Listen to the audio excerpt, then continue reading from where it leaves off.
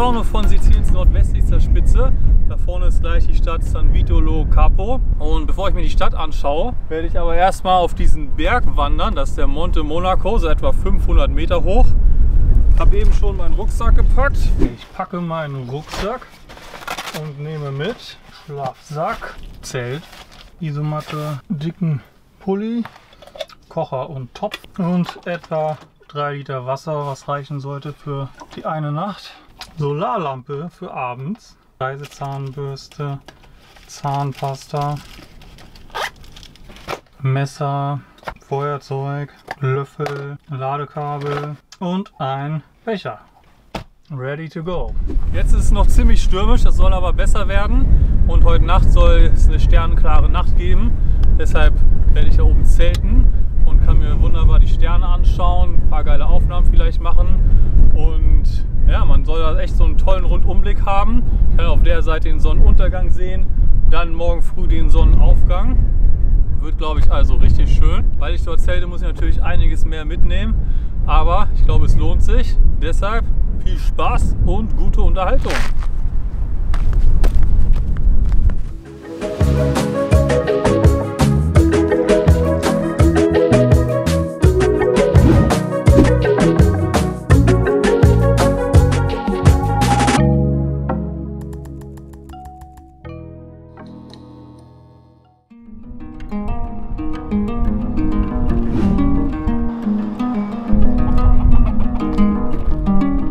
Jetzt geht's bergauf.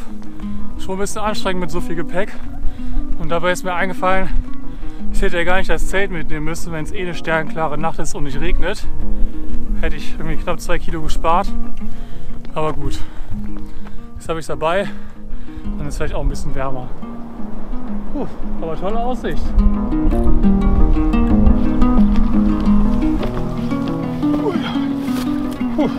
Zeit, die Lüftung aufzumachen.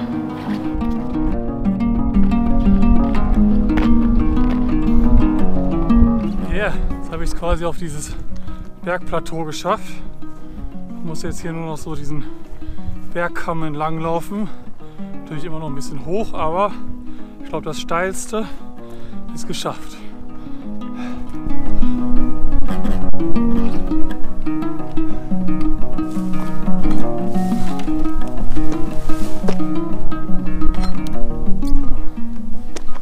Fast geschafft.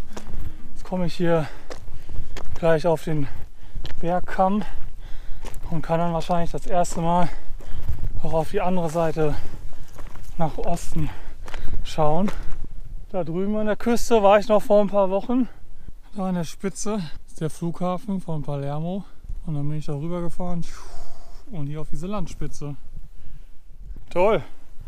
Jetzt auf den Gipfel. Jetzt bin ich fast da. Und das hier sieht auf jeden Fall schon nach einem guten Zeltplatz aus. Ziemlich windgeschützt. Oder in diesem Haus. Ja, hier hätte ich mich ja locker mit dem Schlafsack einfach reinlegen können. Und wäre auch voll windgeschützt gewesen. Also, man braucht nicht unbedingt ein Zelt hier oben. Ja, ich habe es geschafft. Es hat genau 2 Stunden gedauert. 5 Meter hoch. 500 Meter hoch und ich weiß jetzt gar nicht wie lang, vielleicht so 6-7 Kilometer.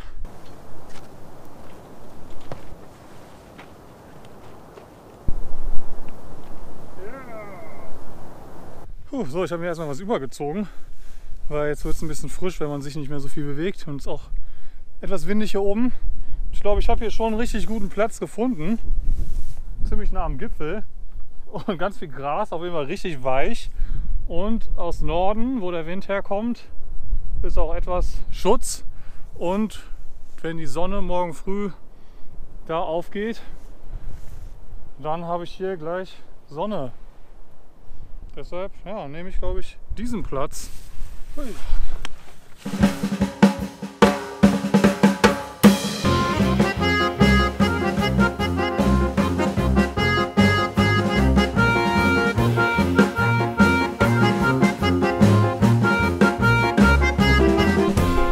Hier, was für ein toller Ort. Super Aussicht, Sonnenuntergang, Da im Hintergrund, das sind so Inseln vor Trapani. Echt mega hier oben. Mega. Yeah. Den Gipfel für mich ganz alleine konnte ich jetzt den Sonnenuntergang genießen. Es war aber auch langsam Zeit, den Gaskocher auszupacken und Abendessen zu kochen. Inzwischen ist es ganz schön dunkel geworden. Und es gibt übrigens Couscous, weil diese Region von Sizilien ist sehr nordafrikanisch, arabisch geprägt. Also nicht sehr, aber ein bisschen. Und besonders hier in San Vito lo Capo, da gibt es sehr viel Couscous und sogar irgendwie so ein Couscous-Festival. Deshalb esse ich jetzt auch Couscous.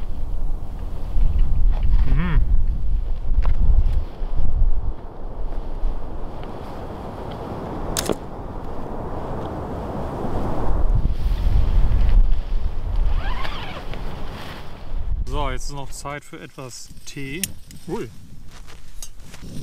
Oh Gott. Okay, nicht so die schlauste Idee, das hier drin zu machen. Die Aussicht hier ist auf jeden Fall super. Ich habe auch viele Sterne gesehen. Allerdings ist der helle Bereich der Milchstraße, also zum Zentrum der Milchstraße, halt unter mir auf der Südhalbkugel eher. Und jetzt sieht man von hier aus halt den äußeren Rand der Milchstraße, deswegen ist es nicht ganz so hell. Aber ich habe ein paar coole Bilder gemacht vom Orion-Sternzeichen mit dem Orion-Nebel. Dies war der Himmel über mir, mit den 3 Sternen einer Reihe der Oriongürtel, in der Mitte vom Orion-Sternbild. An der Spitze sitzt Alpha Orionis, ein roter Superriesenstern, der sich zu einer Größe des etwa 800-fachen Durchmessers unserer Sonne aufgebläht hat. In einigen tausend Jahren wird er als Supernova explodieren, was von der Erde so hell aussehen wird wie unser Halbmond. Mitten im Sternbild befindet sich der Orion-Nebel, in dem neue Sterne entstehen. So wie auf dem Foto kann man es mit bloßem Auge sehen. Mit einem Teleskop wäre es aber auf jeden Fall sehr viel beeindruckender. Ich trinke jetzt noch etwas Tee und schlafe dann bald und stelle mir einen Wecker für den Sonnenaufgang morgen früh. Also, gute Nacht erstmal.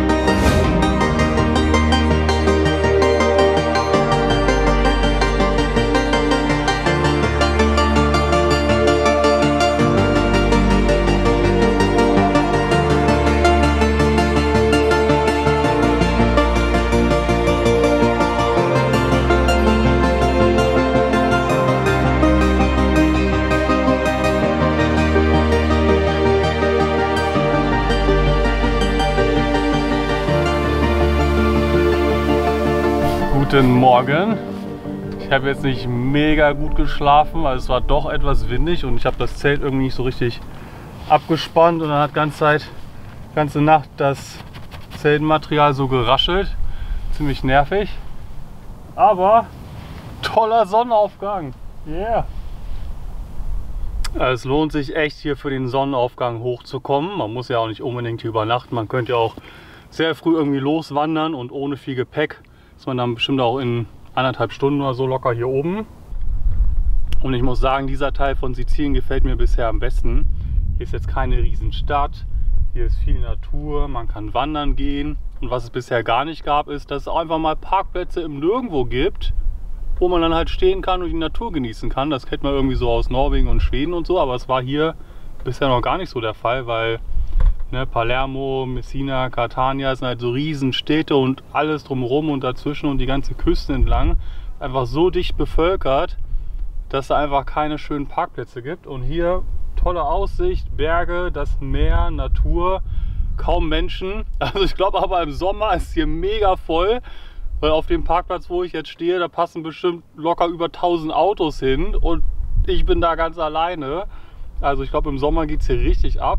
Aber jetzt so im Winter sind hier so ein paar Leute, die hier mit ihrem Wohnmobil auch überwintern, aber sonst ist hier einfach echt nicht viel los. Also richtig schön. Okay, dann geht es jetzt wieder zurück runter von dem Monte Monaco. Oh ja.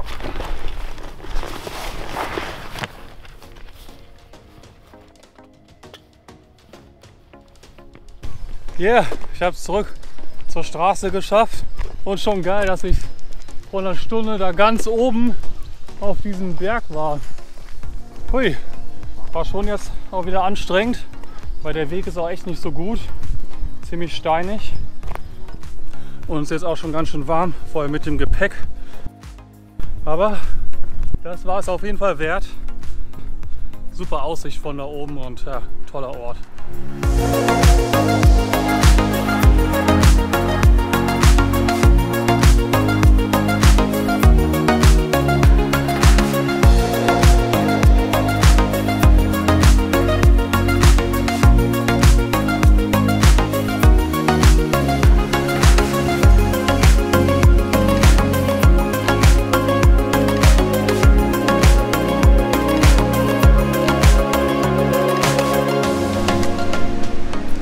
Jetzt bin ich in San Vito Lo Capo und das Besondere an der Stadt ist auf jeden Fall der Strand.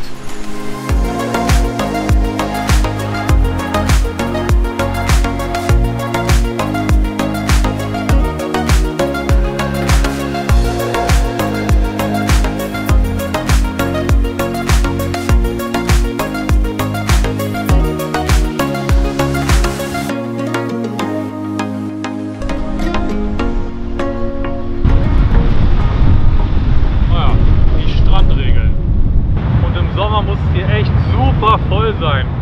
Jetzt im Winter alles leer, hier ist ein bisschen stürmisch und das Wasser ist auch ein bisschen zu kalt jetzt so zum Baden oder zum Surfen ohne Wetsuit, aber trotzdem ziemlich toll hier.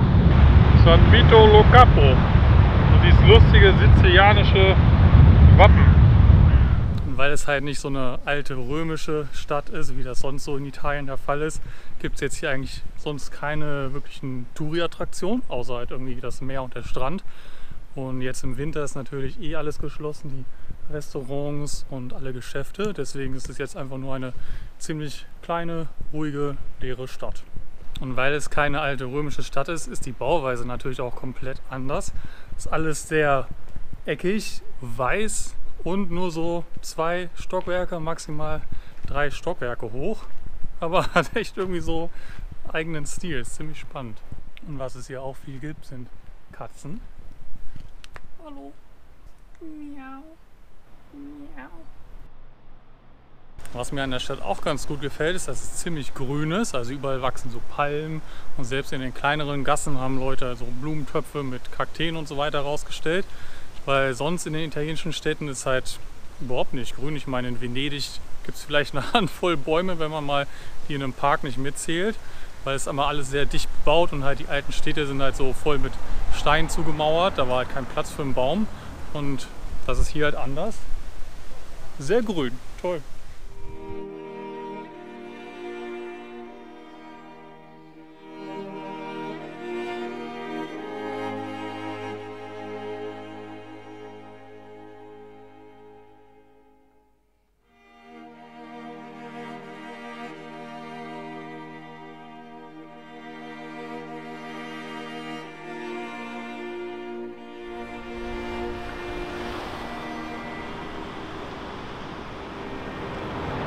Jetzt am Abend ist es auch ziemlich schön hier.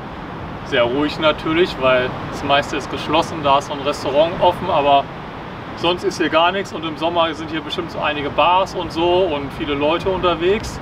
Aber jetzt ist es einfach sehr ruhig und entspannt.